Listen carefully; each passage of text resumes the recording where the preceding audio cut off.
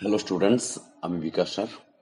আজকের এই ভিডিওতে আমি তোমাদের শেখাবো এক্সক্লেমেটরি সেন্টেন্স থেকে অ্যাসার্টিভ সেন্টেন্সে কিভাবে পরিণত করা যায়, অর্থাৎ বিস্ময়সূচক বাক্য যার শেষে বিস্ময়সূচক চিহ্ন থাকে সেই বাক্য থেকে আমরা কিভাবে ডিক্লারেটিভ সেন্টেন্স বা বিবৃতিমূলক, সাধারণ বিবৃতিমূলক যে বাক্য অ্যাসার্টিভ সেন্টেন্স তাতে কিভাবে পরিণত করা যায়।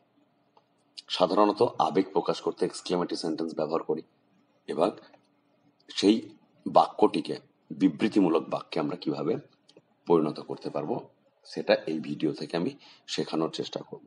এবার চলো প্রথম নিয়মটি দেখি। রুল 1, প্রথমে দেখে নাও, replacing what with very or really.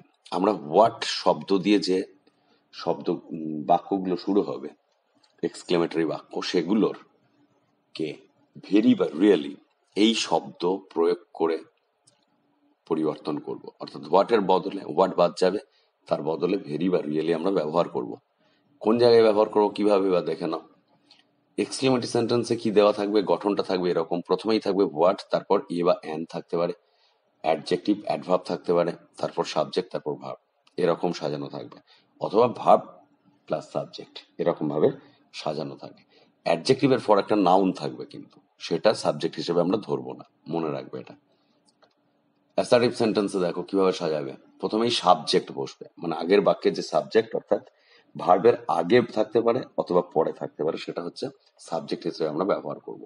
Subject plus verb plus a plus very plus adjective adverb. অবশ্যই বুঝতে পারছো অ্যাডজেক্টিভ অ্যাডভার্বের পরে যে নাউনটা ছিল সেই নাউনটা অ্যাডজেক্টিভ অ্যাডভার্বের পরেই বসবে। এবার উদাহরণগুলো দেখে নি, দেখো। Example, what a beautiful picture is it. গঠনটা দেখো, হোয়াট, তারপরে এ বসছে অ্যাডজেক্টিভ, পিকচারটা হচ্ছে নাউন, ইজ ইট ভার্ব, তারপর ইটটা হচ্ছে এখানে সাবজেক্ট। তাহলে সাজাতে হবে কিভাবে, নিশ্চয়ই বুঝতে পারছো অ্যান্সারটা। It is a very beautiful picture. ভেরিটা কোথায় বসছে, অ্যাডজেক্টিভের আগে বসছে, এটা খেয়াল রাখবে। এটাকে আমরা রিয়েলি ব্যবহার করে লিখতে পারি কিভাবে, দেখো। It is really a beautiful picture. রিয়েলিটা কোথায় বসছে, রিয়েলি কিন্তু ভার্বের পরে বসছে। সাবজেক্ট ভার্ব, তারপর রিয়েলি, তারপর এ বিউটিফুল পিকচার, যেমন আছে এ অ্যাডজেক্টিভ, এ বা অ্যান অ্যাডজেক্টিভ অ্যাডভার্ব যেটা বসবে, তারপর নাউন। এইভাবে সাজাতে হবে। পরের উদাহরণগুলো দেখো, তাহলে আরো ক্লিয়ার হয়ে যাবে। What a nice person he is. এখানে কিন্তু ভার্বটা আছে সাবজেক্টের পর, হিটা হচ্ছে সাবজেক্ট, নাইস এর পর একটা নাউন আছে পার্সন, হোয়াট বাদ যাবে। দেখো প্রথমে কি হচ্ছে, he is a very nice person, এরকম লিখতে পারি। অথবা কিরকম লিখতে পারি, he is really a nice person. রিয়েলির আগে, রিয়েলিটা বসছে ভার্বের ঠিক পরে, এটা খেয়াল রাখবে। আর ভেরিটা বসছে অ্যাডজেক্টিভের ঠিক আগে। অ্যাডজেক্টিভের আগে ভেরি বসে, ভার্বের পর রিয়েলি বসে বাক্যের ক্ষেত্রে, অ্যাসার্টিভ সেন্টেন্সে, এটা খেয়াল রাখবে। 3 নম্বর উদাহরণ দেখো, what a big building is this. একই রকম, this is a very big building, very ব্যবহার করলাম হোয়াটের বদলে। আবার দেখো, this is really a big building, রিয়েলিটা কিন্তু ভার্বের পরেই ব্যবহার হচ্ছে, দেখো। আবার ব্যবহার দেখো একটি, what an ugly sight is it. এক্ষেত্রেও একই রকম, it is a very ugly sight. আবার it is really an ugly sight. An কেন বসলো, ইউ ভাওয়েল সাউন্ড, সেই জন্য অ্যান বসছে। এবার 2 নম্বর নিয়মে চলে আসে, দেখো, replacing how with very. How দিয়ে যে বাক্যগুলো শুরু হয় এক্সক্লেমেটরি বিস্ময়সূচক, যে বাক্যগুলো হাউ দিয়ে শুরু হয়, সেখানে হাউ বাদ দিয়ে আমরা ভেরি ব্যবহার করব। তাহলে হাউটা বাদ যাবে, ভেরি ব্যবহার হবে, এটা হচ্ছে নিয়ম। কিভাবে থাকবে দেখো, এক্সক্লেমেটরি সেন্টেন্সে গঠনটা হাউ, তার সঙ্গে অ্যাডজেক্টিভ অ্যাডভার্ব থাকবে, তারপর সাবজেক্ট, তারপর ভার্ব। অ্যাডজেক্টিভ থাকলে নিশ্চয়ই তারপরে নাউন থাকতে পারে। দেখে নাও অ্যাসার্টিভ সেন্টেন্সে কিরকম করে সাজাবে। প্রথমে সাবজেক্ট, তারপর ভার্ব, তারপর ভেরি, তারপর অ্যাডজেক্টিভ অ্যাডভার্ব, এরকম বসবে। এক্ষেত্রে এ বসছে না, দেখো। How nicely he painted the picture. How nicely he painted the picture, এখানে নাইসলিটা কিন্তু অ্যাডভার্ব। হাউ বাদ যাবে, নিশ্চয়ই বুঝতে পারছো, তার বদলে আমরা ভেরি ব্যবহার করব। তাহলে he painted the picture very nicely. ভেরিটা বসছে কোথায়, অ্যাডভার্বের আগে। অ্যাডজেক্টিভ থাকলে অ্যাডজেক্টিভের আগে বসতো। দু নম্বর উদাহরণটা দেখো, how foolish I have been. Foolish কিন্তু অ্যাডজেক্টিভ, তাহলে সাজাবো কিরকম, হাউ বাদ দিয়ে ভেরি বসবে। I have been very foolish, অ্যাডজেক্টিভের আগে ভেরিটা বসছে। আই হচ্ছে সাবজেক্ট, তারপর ভার্ব, তারপর ভেরি, তারপর অ্যাডজেক্টিভ ব্যবহার হচ্ছে। 3 নম্বর উদাহরণ দেখো, হাউ স্মার্ট হি লুকস। হিটা হচ্ছে কর্তা, he looks very smart.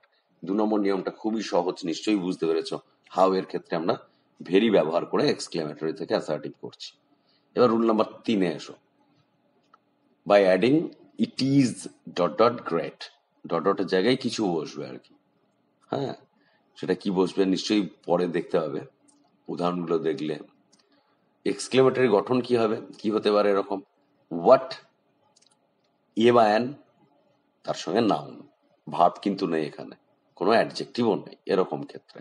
What a বা অ্যান, তারপর নাউন, এরকম গঠন থাকতে পারে এক্সক্লেমেটরি, শর্ট এক্সক্লেমেটরি সেন্টেন্স। আমরা অ্যাসার্টিভ করার সময় কি করব, ইট ইজটা বসাবো, আমরা ইট ইজ নেই কিন্তু বসাবো, এ গ্রেট কথাটা ইউজ করব, তার সঙ্গে নাউনটা ব্যবহার করব। তাহলে এক্ষেত্রে 3 নম্বর নিয়মে আমরা যেহেতু নাউন আছে, আমরা এ গ্রেট কথাটা অ্যাড করছি তার আগে। উদাহরণ দেখো, হোয়াট এ মিস্টেক, হোয়াট দিয়ে শুরু হলো, এ আছে, মিস্টেক হচ্ছে নাউন, এরকম গঠনের ক্ষেত্রে আমরা এ গ্রেট আর প্রথমে ইট ইজ ব্যবহার করব। তাহলে ইট is a great mistake, what চলে গেল, ইট ইজ বসলো, ইট ইজ এ গ্রেট, এই কথাটা আমরা ব্যবহার করছি সব ক্ষেত্রে, তার সঙ্গে নাউনটা ব্যবহার হচ্ছে, হোয়াট এর বদলে এ গ্রেট কথাটা ব্যবহার হচ্ছে। আর ইট ইজটা যেহেতু সাবজেক্ট ভার্ব নেই, অ্যাসার্টিভ সেন্টেন্স এটা লাগবে, সেজন্য আমরা ইট ইজ কথাটা ব্যবহার করছি। 2 নম্বর উদাহরণটা দেখো, হোয়াট অ্যান এসকেপ, এক্ষেত্রেও একই রকম, it is a great escape, an ছিল, এ হয়ে গেল গ্রেট থাকার জন্য। 3 নম্বর দেখো, what a pity, it is a great pity, একই রকম, হোয়াট এর বদলে এই গ্রেট বসালাম, আর ইট ইজ সাবজেক্ট হিসেবে এবং ভার্ব হিসেবে আমরা ব্যবহার করছি এক্ষেত্রে। রুল 3 খুবই সহজ, এবার চলে এসো রুল নাম্বার 4। বাই ইউজিং উইস, আমরা কি ব্যবহার করব এক্ষেত্রে, উইস ব্যবহার করব। কি থাকবে আমরা দেখে নিই তাহলে এক্সক্লেমেটরি সেন্টেন্সে। ওয়্যার বা হ্যাড দিয়ে শুরু হবে, ওয়্যার কথাটি বা হ্যাড কথাটি দিয়ে শুরু হবে, তার সঙ্গে থাকবে সাবজেক্ট, তার সঙ্গে থাকবে এক্সটেনশন, মানে আরো বাকি কিছু অংশ থাকবে, সেগুলো অতটা ইম্পর্টেন্ট নয় যতটা ইম্পর্টেন্ট আমাদের শুরুটা। এক্ষেত্রে ওয়্যার বা হ্যাড থাকলে আমরা উইজ ব্যবহার করব। অ্যাসার্টিভের ক্ষেত্রে কি করব, সাবজেক্টটা বসাবো, তারপর উইজ, আবার সাবজেক্ট বসবে, তারপর ওয়্যার বা হ্যাড, তারপর এক্সটেনশন বসবে, অর্থাৎ বাকি অংশগুলো যেমন ছিল সেরকম বসে যাবে। এক্ষেত্রে মনে রাখবে সাবজেক্টটা কিন্তু দুবার বসছে, সেই জন্য সাবজেক্টে সবুজ রঙে দেখানো হয়েছে, এটা দুবার ব্যবহার হচ্ছে। সাধারণত উইস যে বাক্যটি, উইস দিয়ে যে বাক্যগুলি আমরা ব্যবহার করি অ্যাসার্টিভ সেন্টেন্সে, সেগুলোর কর্তা বেশিরভাগ ক্ষেত্রেই হয় আই বা উই, আমি বা আমরা, এরকম বোঝায় বেশিরভাগ ক্ষেত্রে। এবার উদাহরণগুলো দেখে নিই চলো। Had I been a king, had দিয়ে শুরু হচ্ছে, এক্ষেত্রে আমরা উইস ব্যবহার করব, আই কর্তা এখানে নিশ্চয়ই বুঝতে পারছো। তাহলে কি হবে, আই উইস, আয়ের পর উইস বসলো, আবার আই ব্যবহার হচ্ছে, তারপর হ্যাড ব্যবহার হলো, ওয়্যার থাকলে ওয়্যার ব্যবহার হতো, হ্যাড বাকি যা ছিল সেটা সম্পূর্ণ বসে গেল। দেখো 2 নম্বর দেখো, were I a child again, এক্ষেত্রে একই রকম ব্যবহার হবে, আই উইস, আইটা কর্তা, I wish I were a child again, ওয়্যারটাই ব্যবহার হচ্ছে, ওয়্যার থাকলে হ্যাড থাকলে হ্যাডটাই ব্যবহার হবে, এটা মনে রাখতে হবে। 3 নম্বর দেখো, ওয়্যার আই রিচ, একই রকম, I wish I were rich. তাহলে নিশ্চয়ই বুঝতে পারছো আমরা কখন উইস কথাটা ব্যবহার করছি, যে সমস্ত এক্সক্লেমেটরি সেন্টেন্স ওয়্যার বা হ্যাড দিয়ে শুরু হচ্ছে সেক্ষেত্রে আমরা ব্যবহার করছি উইস কথাটা, আর সাবজেক্টটা সেক্ষেত্রে দুবার ব্যবহার হচ্ছে। আশা করি তোমরা নিশ্চয়ই বুঝতে পেরেছো। এবার রুল 5-এ চলে এসো। By using it is a matter of dot dot that, it is a matter of, joy হতে পারে, সরো হতে পারে, রিগ্রেট হতে পারে, সেম হতে পারে, এরকম, অর্থাৎ যেরকম আবেগসূচক শব্দ দেওয়া থাকবে বাক্যে সেরকম আমরা চেঞ্জ করব। কি রকম হবে দেখে নিই আমরা। এক্সক্লেমেটরি সেন্টেন্সে যদি অ্যালাস দেওয়া থাকে তাহলে আমরা লিখবো ইট is a matter of regret that. Alas থাকলে রিগ্রেট কথাটা ব্যবহার করছি। আর এই সমস্ত ক্ষেত্রে সব ক্ষেত্রেই আমরা কি ব্যবহার করবো? It is a matter of, তারপর এই অ্যাসার্টিভ সেন্টেন্সের নিচে যে শব্দটি লেখা আছে রিগ্রেট, সেটা ব্যবহার করব। Matter of regret that, alas থাকলে আমরা এরকম ব্যবহার করছি। 2 নম্বর দেখো কি, হুররা। হুররে থাকলে আমরা কি ব্যবহার করবো? It is a matter of joy that, এরকম ব্যবহার করব। আর বাকি অংশ যা আছে সেটা ঠিক সেরকমই ব্যবহার হবে। এর পরে যে অংশটা থাকবে ফাই বা ফি, ছি বোঝাতে ব্যবহার হয়, এক্ষেত্রে আমরা কি ব্যবহার করবো? It is a matter of same that. Bravo, উৎসাহ দেওয়ার জন্য ব্যবহার করা হয়, ইট is A honour that, it is an honour that, এরকম ব্যবহার করবো। এখানে অ্যান ব্যবহার হবে, অনার অ উচ্চারণ হচ্ছে ভাওয়েল সাউন্ড, সেই জন্য অ্যান ব্যবহার হবে। এক্সাম্পল দেখো, হুররা we have won the match. তাহলে হুররা একটা পার্ট, এই পার্টের জন্য আমরা চেঞ্জটা করবো, আর বাকি অংশটা যা আছে তাই ব্যবহার হবে। তাহলে কি ব্যবহার করবো আমরা নিশ্চয়ই বুঝতে পারছো, it is the matter of joy that. Hurrah থাকলে আমরা জয় ব্যবহার করবো, it is a matter of joy that, এই কথাটা আমরা যোগ করলাম।